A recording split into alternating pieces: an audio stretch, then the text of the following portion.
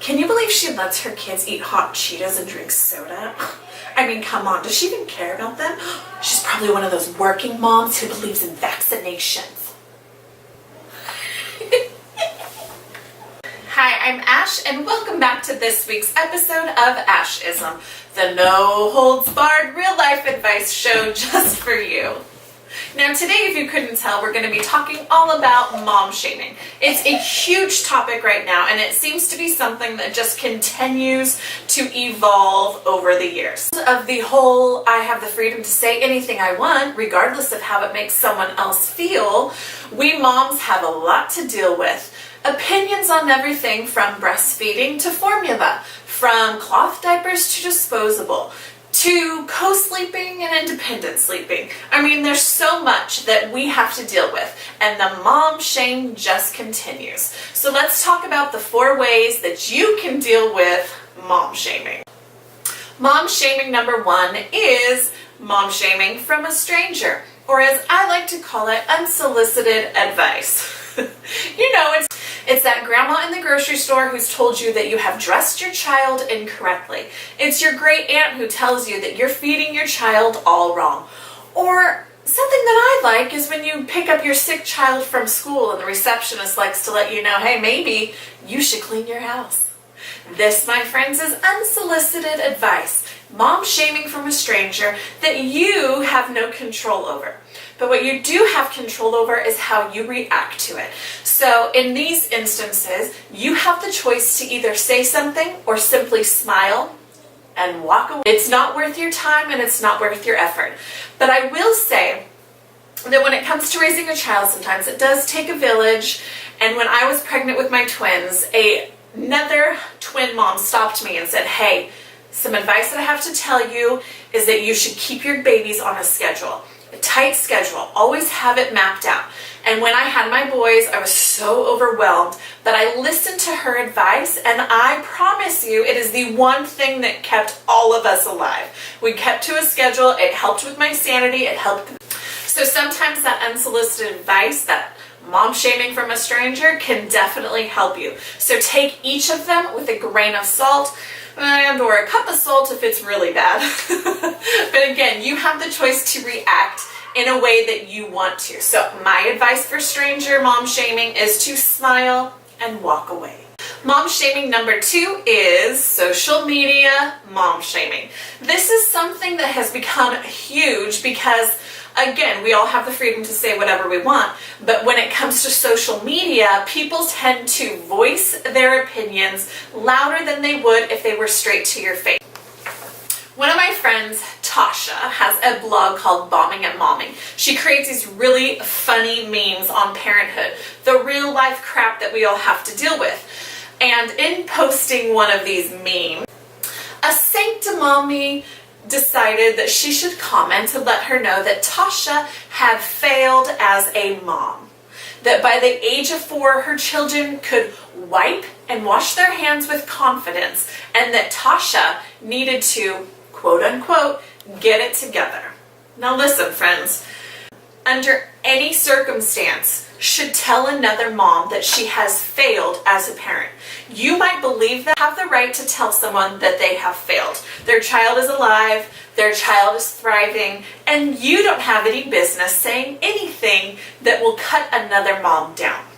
No one provided us with this crazy handbook stating like exactly how we need to parent our children, and so we all are adapting to the situations around us and how we can deal with them. Social media. Number 1, delete the post. That person then has no authority, they have no power over what they do to you. Cut it out. Just delete it. Be done with it. The second option, if you don't want to delete the post, is to gently, backhanded reply them. That means that you can kindly let them know, thank you for your opinion, but I will continue to do parenting my way. Because guess what? It's your choice. It's your child. You do whatever the hell you want with them. Mom shaming number 3. This is the mom to mom shaming. Hold on to your chonies because this is a little bit of a sensitive topic.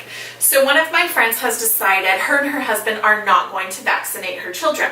One of her best friends had a baby around the same time and decided to let her know, listen, we cannot be friends, we cannot hang out, we cannot until your child is vaccinated. Now, she proceeded to let her know that her parenting methods were completely incorrect and that you're really doing harm to your child more than good, but the point, it's not her business. It is none of her business the way that she decides to parent her own child. It's not your child, so it's not your business. Unless she's asking you specifically for advice, then you can kindly let her know, this is what has worked for me and my family. Maybe you can try it. Now, if someone is telling you something and you're just really uncomfortable and you're like, where do you think you get off telling me how to parent? Let them know, honey, it's not your child, so it's not your business. And leave it at that. You don't need to debate it. You don't need to get into a war. And if your friend's really being rude to you about it, guess what? She's not your friend. All right, mom shaming number 4 and the last one, which is the worst one, is mom shaming yourself. Listen, we've all been there. This is a tough road. And not only are we the hardest on ourselves, but we're also the cruelest on ourselves. We're quick to say things that no one would ever say to us. We're quick to cut ourselves down, and it needs to stop. A few days ago, I was working on a project, and my 2-year-old, who has played in the playroom for obviously 2 years, was in here fiddling around. Next thing I knew, I heard a big loud bang, and he had stuck something in an outlet and zapped himself. First thing I did, obviously, judge myself. How could I not be watching his every single movement? Why was I not in there? Why was I not paying attention? And I spent the 4 hours of the ER going over the situation and why I have failed as a mom and what I need to do better, and are my kids going to survive me being their parent? Listen, things happen. Incidents happen, and accidents will happen their entire livelihood. So you need to make sure, number 1, that you do not blame yourself, because things, of course, are going to happen. Number 2, that inner doubting, that inner critic in your mind is your own personal bully, and you need to tell her to shut up. She should not continue to cut yourself down. Because really, if a friend was talking to us the way that we talk to ourselves, we would be like, bye. But of course, we let ourselves get away with it. So please try to give yourself a little more love and a little more care. Because obviously as moms, we're busy. We fill up sippy cups all day long, but we forget to fill up our own. Don't forget that you have to take care of yourself before you can take care of other people around you. So make sure that your cup is full, mentally, physically, and that you take care of yourself. Have a mom's night out. Have a coffee date with a best friend.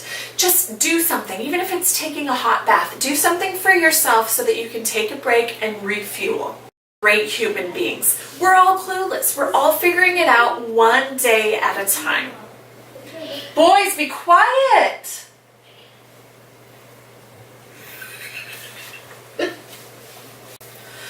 I hope that you can see that these 4 steps can truly help you next time that you feel like you are being mom shamed. Listen, every mom is different. Every mom has her own way of parenting. So instead of judging each other, let's try to lift each other up and celebrate this crazy motherhood journey that we're on. Don't forget to subscribe and hit the little bell down below so that you're notified of new episodes. And head over to ashprieto.com to sign up for our weekly newsletter to keep yourself motivated. Does that sound like Oprah? Probably. Thanks for watching this week's episode of ASH-ISM. I'd love to hear if you've ever been mom shamed and how you dealt with the mom shaming in the comments down below or on the website. Don't forget that life is too short to just dream. You've got to start today. Until next time, take care.